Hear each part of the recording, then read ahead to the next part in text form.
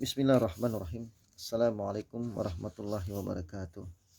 Innal hamdalillah nahmaduhu wa nasta'inuhu wa nastaghfiruh wa na'udzu billahi min shururi anfusina wa min sayyiati a'malina may yahdihillahu fala mudhillalah wa may yudlil fala hadiyalah. Asyhadu an la ilaha illallah wahdahu la syarikalah wa asyhadu anna Muhammadan abduhu wa rasuluh la nabiyya ba'da. Allahumma shalli wa sallim wa barik ala Muhammad wa ala alihi wa ashabihi ajmain. Ya ayyuhalladzina amanu taqullaha haqqa tuqatih wa la tamutunna illa wa antum muslimun. Ya ayyuhan nasu taqu rabbakumul ladzi khalaqakum min nafsin wahidah wa khalaqa minha zawjaha wa bassa minhuma rijalan katsiran wa nisaa'a wattaqullaha alladzi tasaaluna bihi wal arham innallaha kana 'alaikum raqiba. Ya ayyuhalladzina amanu taqullaha wa qulu qawlan sadida yuslih lakum a'malakum wa yaghfir lakum dhunubakum wa yuti'illaha wa rasulahu faqad faza fawzan 'azima.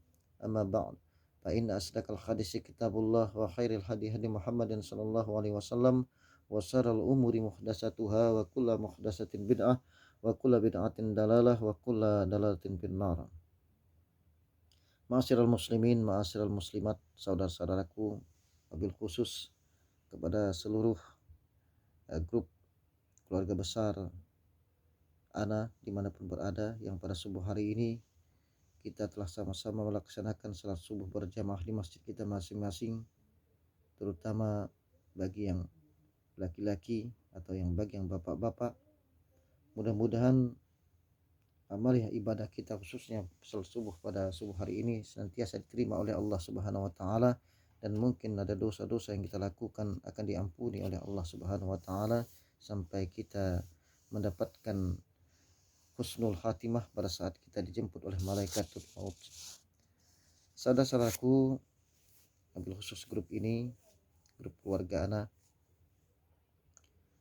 ada yang perlu saya sampaikan, yang akan Ana sampaikan pada subuh hari ini, di mana dalam satu kitab yang sudah Ana baca, yaitu Talbis Iblis atau Perangkap Setan, di mana Ana menemukan satu hadis Rasulullah, di mana Rasulullah mengatakan dalam hadis beliau, usikum bitaqwallah was-sam'i wat-ta'ati wa in kana 'abdan habasiyan fa innahu man ya'si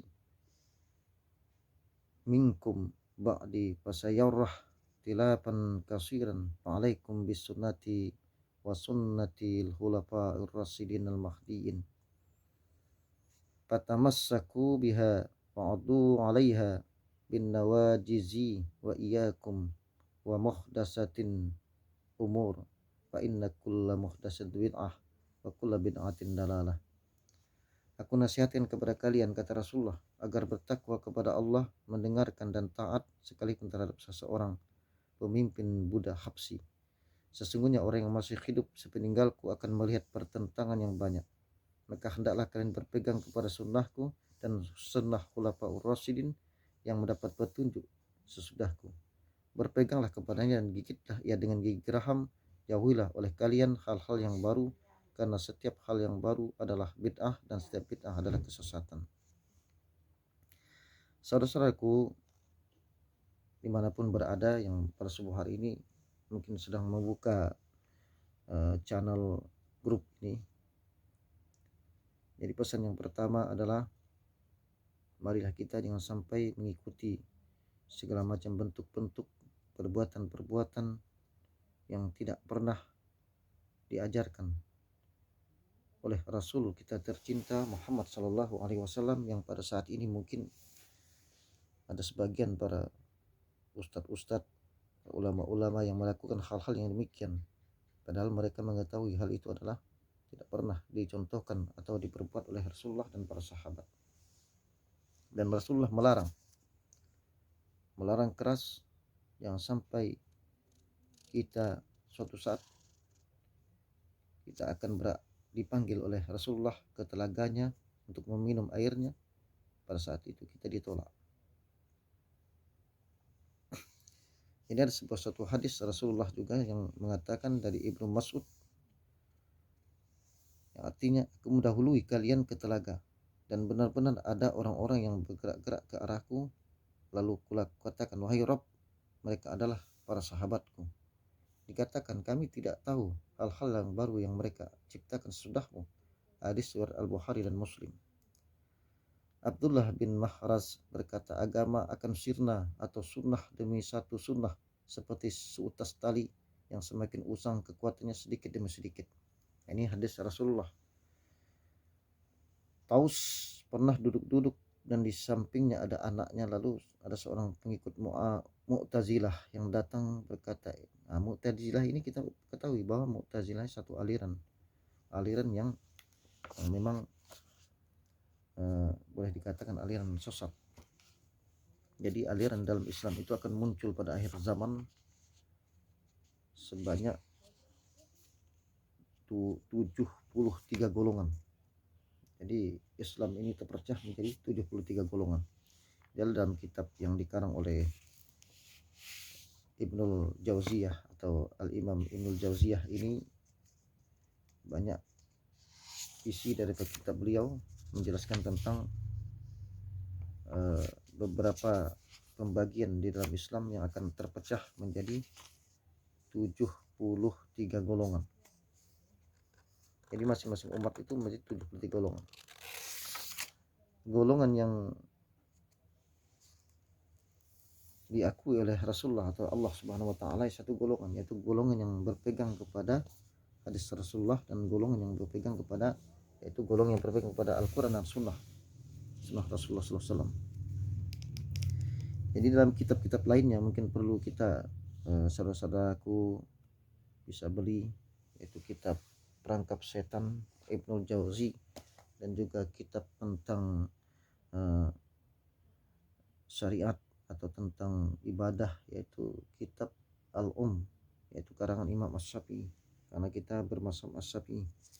Karena kalau kita memakai salah satu kitab daripada selain dari kitab Imam Asy-Syafi'i, dan masih ada kitab-kitab lain yang merujuk kepada seperti kitab tentang kematian Imam Al-Qurtubi. Jadi kitab itu ada dijual di toko-toko besar, toko-toko yang besar, yaitu At-Tazkirah, keindahan menghadapi kematian. Itu juga merujuk kepada kitab-kitab yang bagus. Dan banyak lagi kitab-kitab yang lain yang untuk kebutuhan kita sehari-hari. Tapi yang perlu saya tegaskan pada kesempatan subuh hari ini, jangan sampai kita terjebak dengan talbis iblis. Karena talbis iblis ini bukan hanya terhadap kita orang awam, tapi terhadap ulama, terhadap para qari. Ada satu cerita yang dalam kitab ini diceritakan oleh Imam Al-Jauzi ini sebagai salah satu gambaran. Di antaranya gambarannya salah satu seorang di antara mereka ada yang menyibukkan diri dalam bacaan-bacaan yang tidak senonoh dan juga mencarinya, sehingga banyak umurnya terbuang untuk mengumpulkan buku-buku bacaan, menyusunnya, dan bahkan menceritakannya kepada orang lain. Yang demikian itu bisa membuatnya lalai mengerjakan yang wajib. Ada kalanya engkau melihat seorang imam masjid mengemalkan bacaannya, sementara dia tidak sadar bahwa perbuatan itu bisa merusak ibadahnya. Dalam kitab ini dijelaskan menambah kemakruhannya. Jika Al-Quran sampai dibawa keluar dari batasannya yang layak, maka hukumnya adalah haram. Di antara para qari ada pula yang bertenggang rasa terhadap sedikit kesalahan, seperti mengunjing saingan. Padahal tindakan ini bisa membawa mereka kepada dosa yang lebih besar. Mereka percaya bahwa menghafal Al-Quran bisa membebaskan mereka dari siksa, karena berhujjah kepada sabda Nabi, andaikan Al-Quran itu diletakkan di atas kobaran api, maka ia tidak akan terbakar. Hadis riwayat At-Tabrani dan Ibnu Adi. Tentu saja ini merupakan talbis iblis atau perangkap iblis terhadap mereka, sebab siksa yang ditimpakan kepada yang mengetahui lebih keras daripada siksa yang ditimpakan kepada orang yang tidak mengetahui. Sebab tambahan ilmu seharusnya bisa menguatkan hujjah. Status sebagai qari tidak membuatnya lebih terhormat sehingga dia terlindung dari dosa seperti yang dilakukan oleh orang lain. Allah berfirman, adakah orang yang mengetahui bahwa apa yang diturunkan kepadamu dari Rabbmu itu benar, sama dengan orang yang buta. Quran surah Ar-Ra'd ayat 19. Allah berfirman tentang istri-istri Nabi. Dalam surah Al-Ahzab ayat 30, hai istri-istri Nabi, siapa di antara kalian yang mengerjakan perbuatan keji yang nyata, niscaya akan dilipat gandakan siksaan kepada mereka 2 kali lipat. Na'udzubillah min dzalik. Jangan sampai kita terkenal begini. Jadi perangkap iblis itu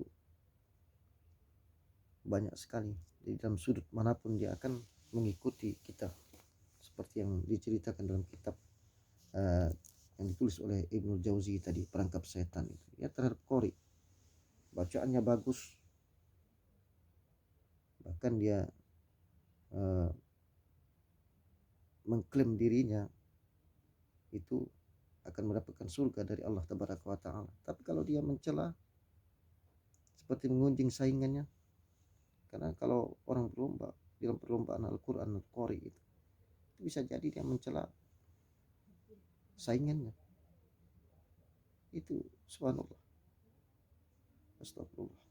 Yang sampai kita, mudah-mudahan keluarga kita yang sampai terjebak demikian, menghafal Al-Quran ataupun tahfiz Quran itu merupakan surganya Allah yang akan diterima, sekaligus kedua orang tuanya ke bawah dan ke bawah akan mendapatkan pahala daripada anaknya yang menghafal Al-Quran. Tapi menghafal Quran dengan cara yang sesuai dengan ajaran Rasulullah. Jangan sampai kita menghafal Quran tapi kita menghina orang lain.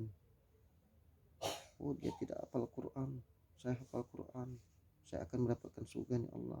Tidak demikian. Itu bisikan iblis yang bisa merusak amal kita. Jadi untuk keluarga besar saya, bagi yang penghafal Quran, mari kita hafal Al-Quran sesuai dengan jalur Rasulullah dan menjadikan Al-Quran sebagai pedoman hidup kita, karena Al-Quran itu adalah salah satu pegangan kita. Dan suatu saat